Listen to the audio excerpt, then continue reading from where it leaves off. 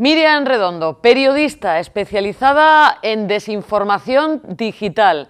Gracias por atender a Fakes de Tele7. Hola, Miriam. Hola, buenas tardes, Coro. Gracias a vosotros. ¿Puedo decir de ti que eres una verificadora? ¿O eso es como una palabra muy gorda?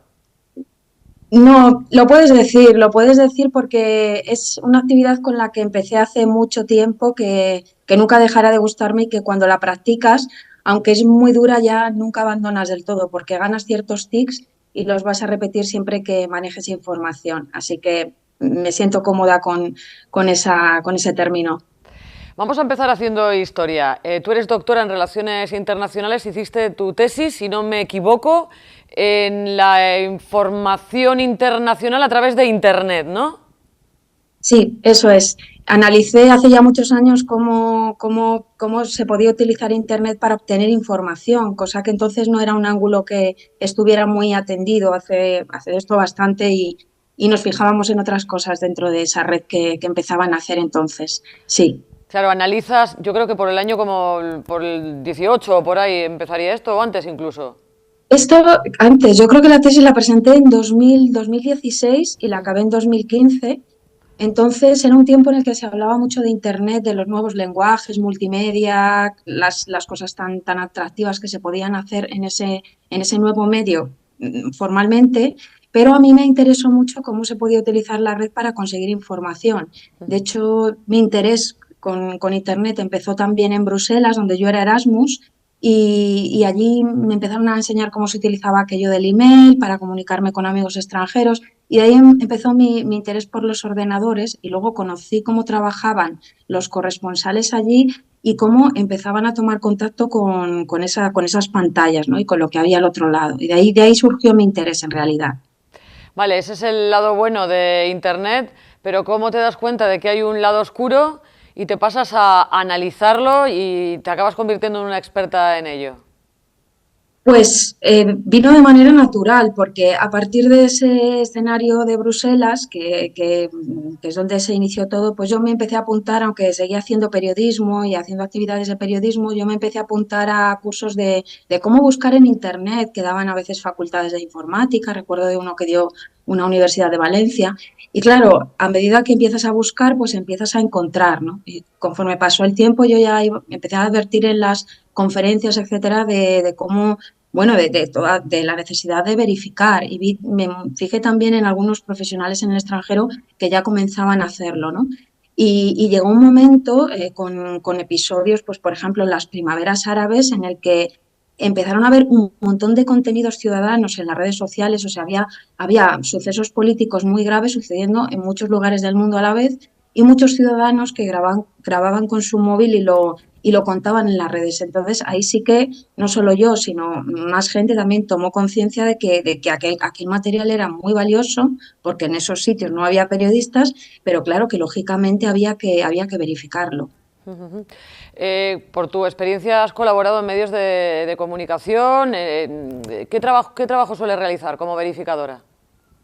Bueno, yo empecé dando clase y formando a distintas redacciones, a veces dentro de la propia redacción, para que primero empecé formando a estudiantes de periodismo, ¿no? Muchos de ellos están trabajando como verificadores aquí y allá. Después pasé a dar cursos en empresas de medios de comunicación, incluso dentro de las propias compañías, para que ellos crearan sus propios equipos de verificación.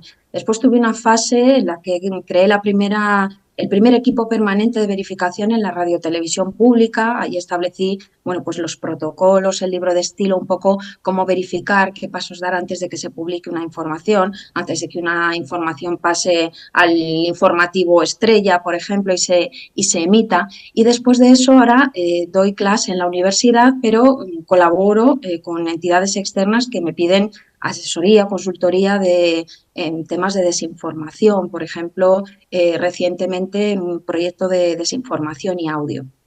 Llevas 14 años de experiencia como docente, tengo entendido, creo que actualmente has comentado tú que estás dando clases en la universidad, creo que en la Complutense en Madrid, si no me Sí, equivoco, pero también sí. te llaman para ponencias, para seminarios internacionales. Me ha dicho un pajarito que te vas pronto a Panamá, ¿puede ser verdad?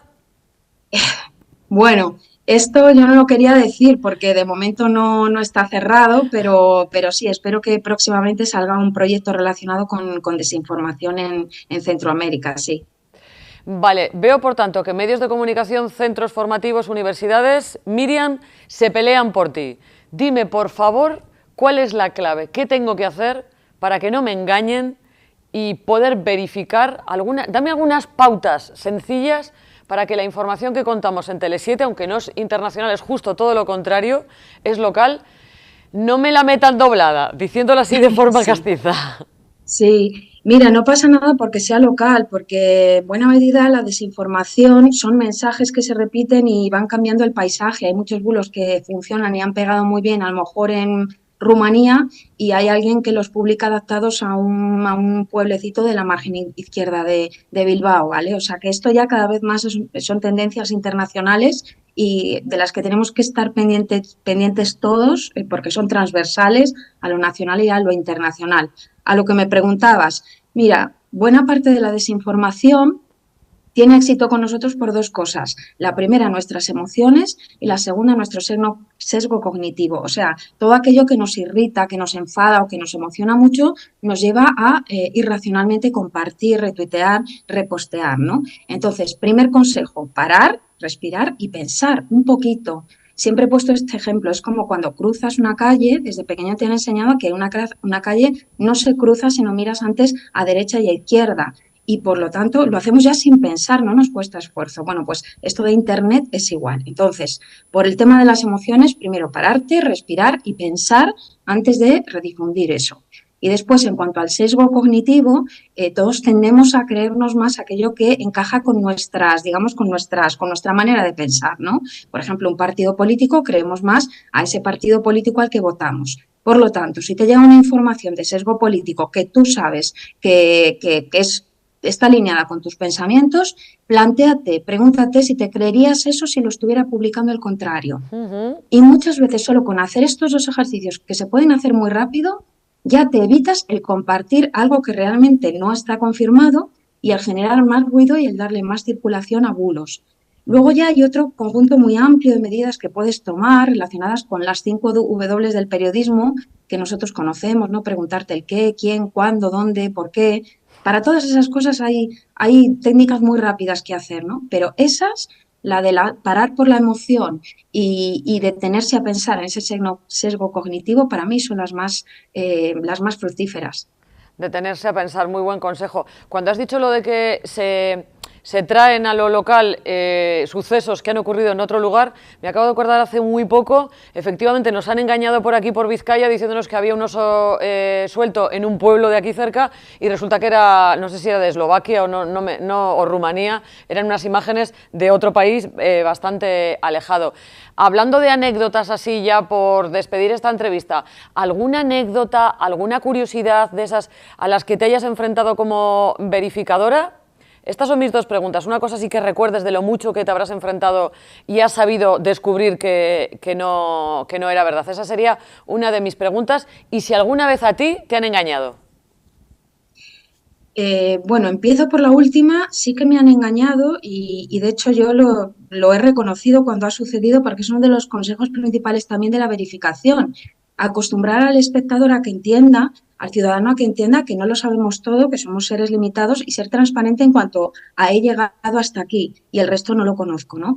Y cuando te equivocas, decirle, mire, me he equivocado y pido perdón. Hay personas que no lo hacen y esto es muy dañino porque entonces la gente pierde confianza en nosotros y como periodistas no hacemos este esfuerzo, ¿no?